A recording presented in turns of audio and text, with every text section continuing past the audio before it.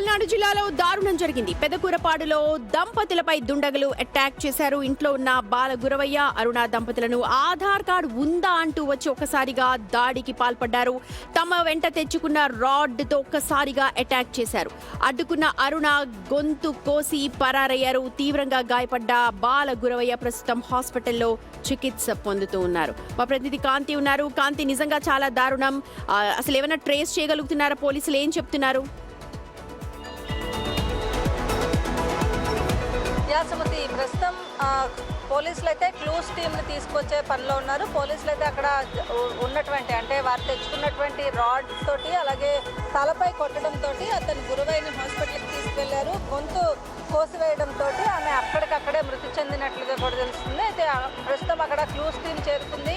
అక్కడ తనిఖీలు చేపడుతున్నారు. ఎవరు వచ్చారు లేదా పక్క ఇంటి సీసీటీవీకి సంబంధించినటువంటి ఫుటేజ్ పైన కూడా పోలీసులు ఇన్వెస్టిగేషన్ చేస్తున్నారు. ఎవరు చేసిన పని ఇది అంటే ముందుగా ఇంట్లోకి రావడమే ఆధార్ కార్డు ఉందా అంటూ అడిగితే ఆధార్ కార్డు మీకు ఎందుకు చూపించాలి అని ఆవిడ ప్రశ్నించినట్లుగా తెలుస్తోంది. ప్రశ్నించగానే వెంటనే అరుణ మెడలో గొలుసులు అలాంటివి ఏమైనా పోయాయా? ఏమైనా చెప్తున్నారా? సీన్ ఆఫ్ అఫెన్స్ ఏం చెప్తోంది? అంటే దొంగలా లేకపోతే పాత కక్షలా? దీని మీద ఏమైనా క్లూ దొరుకుతోందా?